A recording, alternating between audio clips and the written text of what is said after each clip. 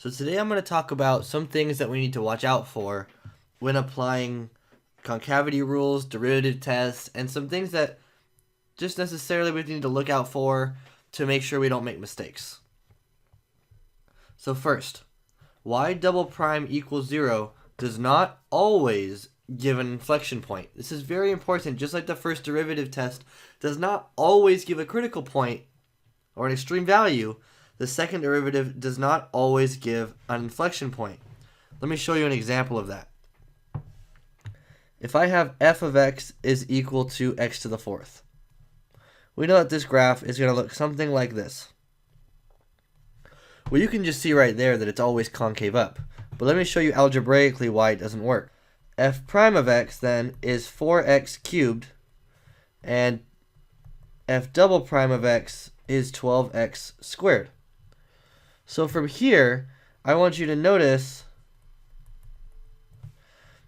that f double prime of x equals 0 at x equals 0. So that should be the inflection point. But, this is important, f double prime of x does not, again, it does not change sign from negative infinity to 0 and to 0 infinity. It stays positive for both these values.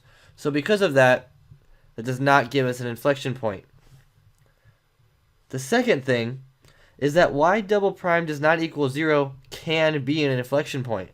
Just like in the first derivative test, we noticed that we need to look for where the derivative equals 0 and where the derivative is undefined. Similarly, we need to determine where the second derivative equals 0 and where the second derivative cannot equal 0, or where it's undefined. For example, if we have f of x is equal to the cube root of x, we can rewrite this just so it's a little easier as x to the 1/3. Then f prime of x is equal to 1/3 x to the negative 2/3. And f double prime of x then is going to be equal to negative 2 over 9 x to the negative 5/3. So we can rewrite that as negative 2 divided by 9 times the cube root of x to the 5th. So right here, f double prime of 0 is undefined.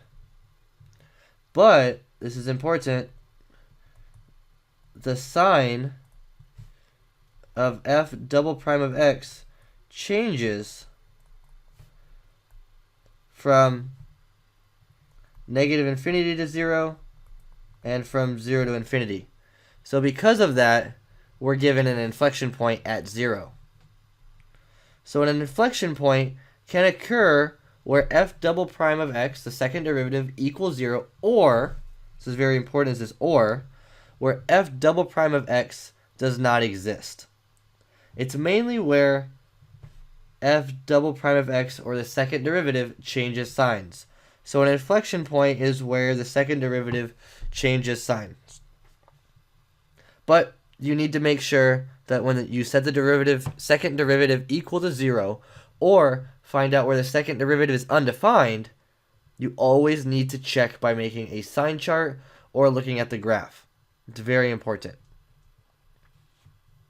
So let's talk about the second derivative test. And I'm going to show you how to use the second derivative to actually determine if you have a maximum or minimum at a specific x value.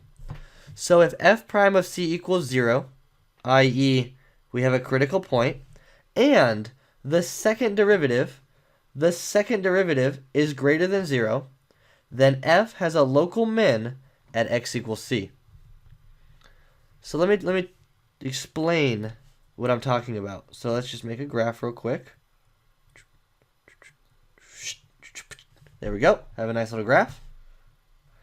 I'm just going to draw a function that makes this work. The derivative is equal to 0. Okay, so I'm just going to put my tangent line right here. Here's my f prime of c equals 0, I'll make my c value right here. So right here, the derivative is 0. And the second derivative is greater than 0. That means you're concave up. So that means that I'm bending up. Well, look at that. If the graph bends up and the derivative is 0, that can only mean that you have a local min. So again, the second derivative here at c is greater than 0, and right here you have a min. Alternatively, if the derivative at c equals 0 and the second derivative is less than 0, you have a local max because you're concave down. Now again, let me show you what I mean by that. Let's draw a little graph. Another one. There we go. Actually, I don't like this over here. Let's make it over here. There we go.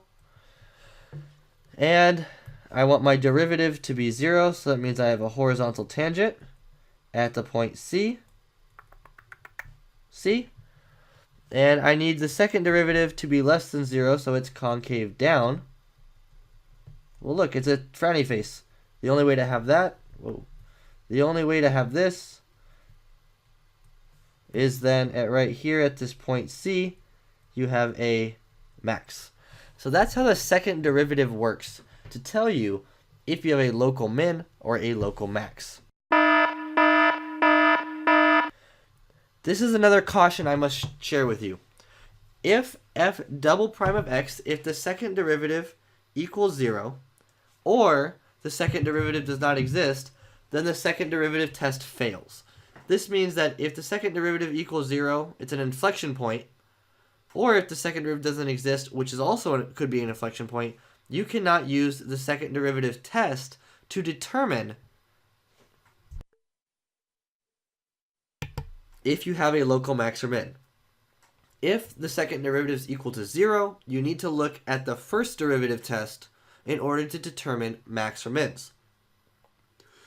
Be very careful to not confuse the concavity test with the second derivative test.